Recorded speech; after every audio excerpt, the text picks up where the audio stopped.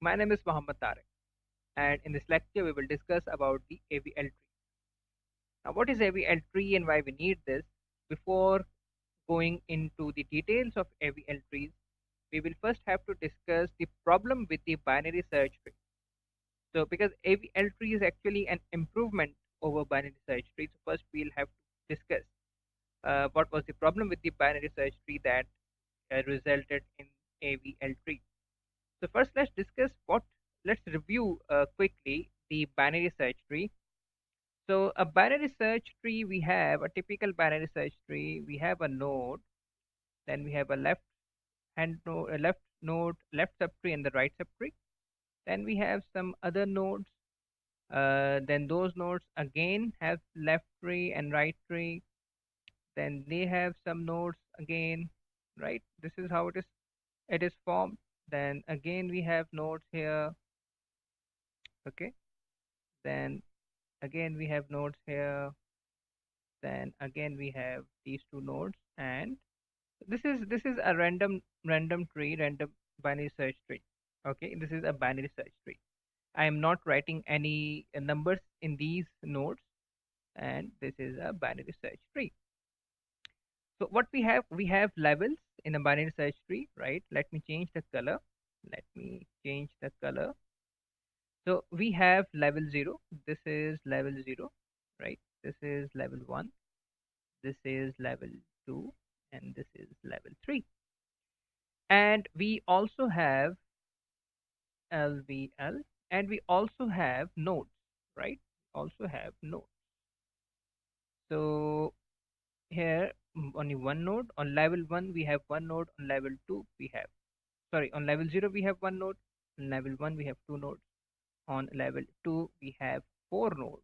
On level 3 we have 8 nodes, and if we have level 4, then we will be having 16 nodes, right? And if we have, right, say 10 nodes, so the number of total number of nodes will be on 10th level will be 1024. So it is actually 2 raised to power 0, 2 raised to power 1, 2 raised to power 2, 2 raised to power 3, 2 raised to power 4, and it's going to 2 raised to power 10, right? So these powers are actually levels. This is level 0, level 1, right? Level 1, level 2, level 3, like this. Okay. So now when we search in this, in the binary search tree, we know the number of comparisons. Let's suppose I want to search to this node. This is my target node. So how many comparisons I will have to perform? I will first compare with the root node.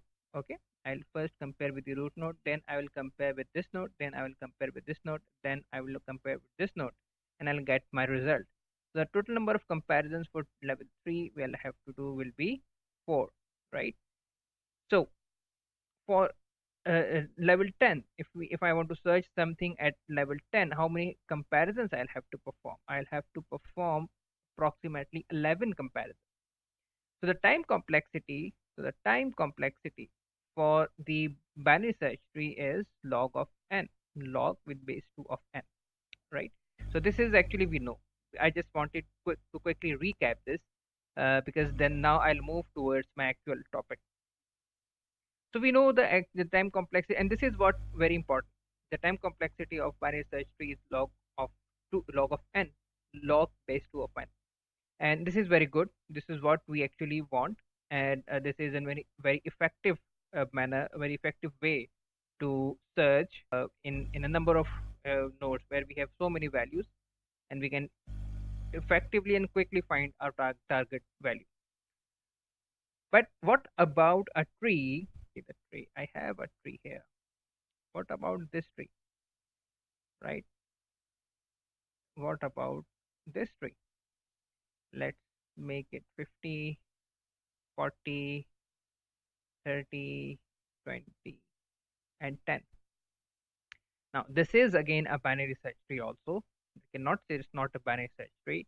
It is a legitimate binary search tree. And we do not have anything on the right hand side on any node. It's very it is possible. So now if I want to search 10 in this tree, what I will have to do, I'll first compare with this one, then this node, then this node. So the search is actually has become linear search, right?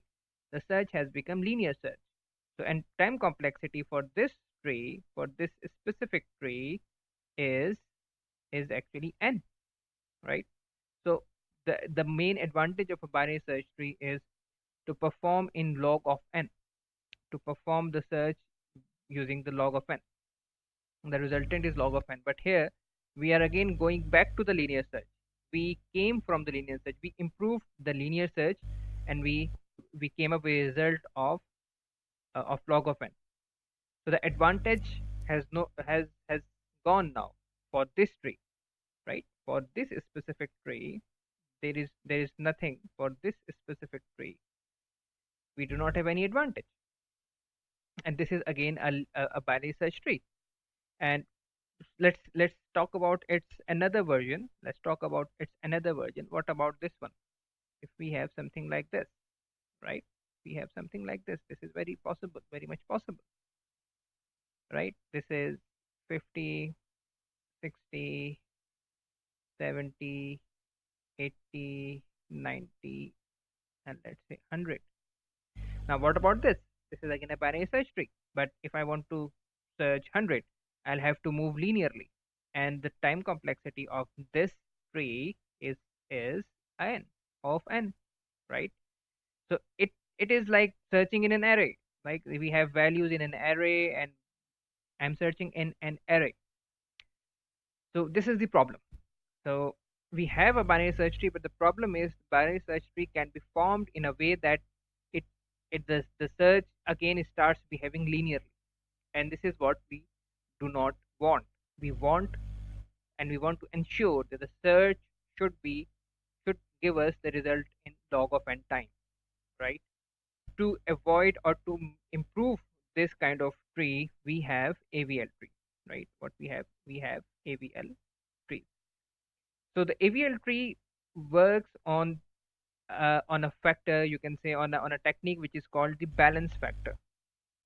Now, what is the balance factor? The balance factor says the height of left subtree, okay, minus the height of right subtree, okay. So the T denoting the tree and L is the left subtree, and here the R is denoting the right subtree. The height of left subtree minus the height of right subtree should be and must be within the range of -1, 0, and 1. So these are three legal and three acceptable values. Anything beyond this, anything out of this will not be considered as a balance factor. Now, what does it mean actually? So let's say I have something like this. So this is 50, this is 40, let's say, and this is 30. So in AVL trees, we perform balance factor, we calculate balance factor of every node, right? We calculate balance factor of every node. So how would we calculate? So the left subtree and the right subtree. Let's start from the leaf node. Here, this leaf node does not have the left subtree or the right subtree. So the balance factor of this node is 0, right? Now let's check 40. On 40, we have one node on the left hand side. So and there is no node on the right hand side. So it will be 1 minus 0, which is equals to 1. And for 50, we have two nodes on the left hand side, and we do not have any node on the right hand side. So it will be 2 minus 0, which is 2. Now, as you see here, the balance factor of the root node, the 50, has gone out of this acceptable range. So this node and this tree is not an AVL tree. This tree is not a balanced tree. So we will have to make this balance. And how we will make it? we will apply the concept of rotation. I will talk about rotation later. Right now, I want to focus and I want to show you about the balance factor. So now let's change this. Let's change this tree and then recalculate the balance factor. So let me add a value. Let me add a node on left hand side, sorry, right hand side, and mark it 60, and add a node.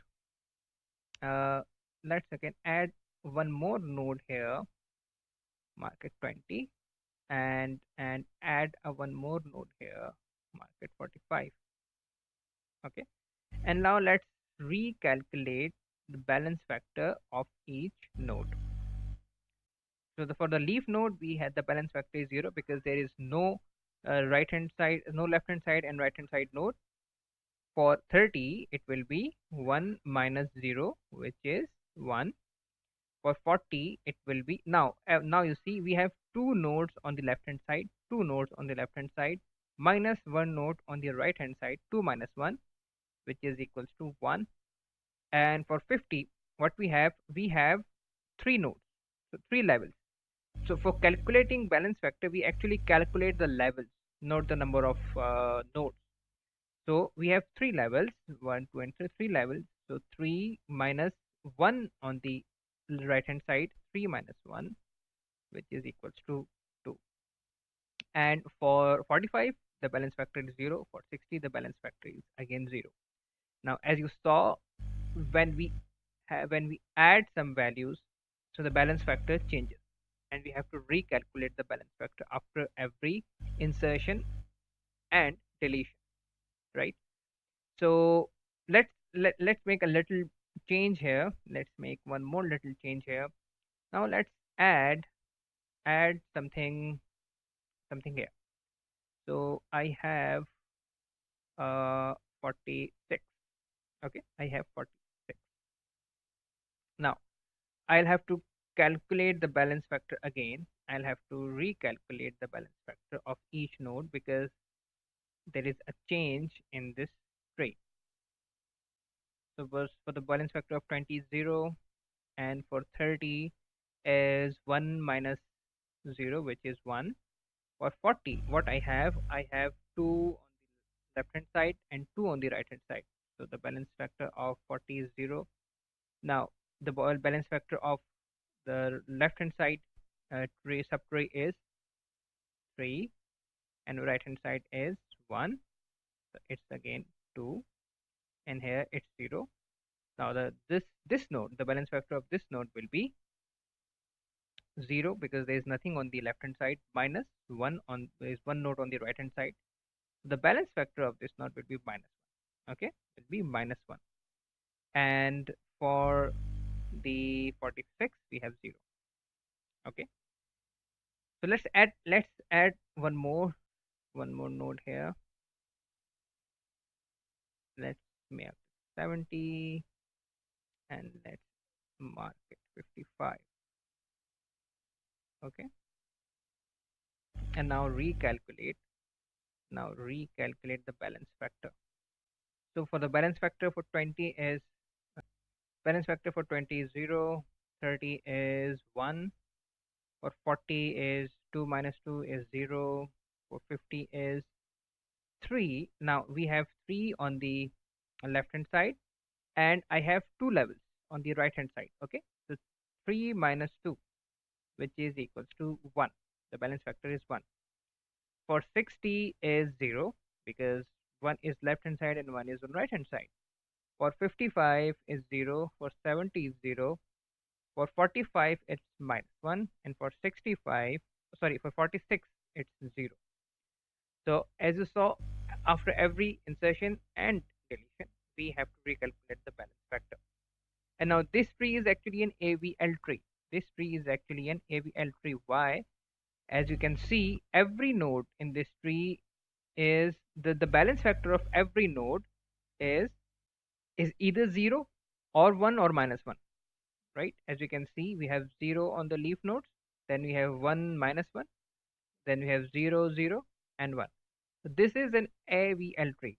If you have any node, has the balance factor of -2 or 2, then we will have to apply the technique which is called rotation to make the tree balanced. I will discuss about the rotations in the next lecture. So thank you for watching.